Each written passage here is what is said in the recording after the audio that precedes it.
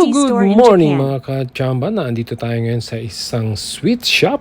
Ito ay 24 hours na bukas at siya ay walang bantay. So ibig sabihin ito ay isang honesty store. Kaya kung hindi kayo honest, hindi kayo nararapat dito. Pero kung mahilig kayo sa sweets at handa kayong magbayad kahit walang bantay, ay ito yung shop na inyong hinahanap. Kasi nga open to 24 hours. So ayan, mamimili lang kayo. Nandito yung mga trending sa TikTok mga kachamba. Hindi naman sana ako bibili mga kachamba, pero nakakahiya naman kahit walang bantay dito, meron naman CCTV. So napilitan akong bumili kahit isang item lang worth 300 yen. So ito, magbabayad na tayo dito sa self-checkout mga kachamba. So ayan, pindot lang tayo ng pindot yan. Meron naman English, so hindi tayo mahihirapan na magbayad. Basta ang mahalaga ay meron kang pambayad. So pindot lang ng pindot hanggang sa lumabas ang resibo. So ayan, katunayan na nagbayad tayo. Nagbayad ako ha.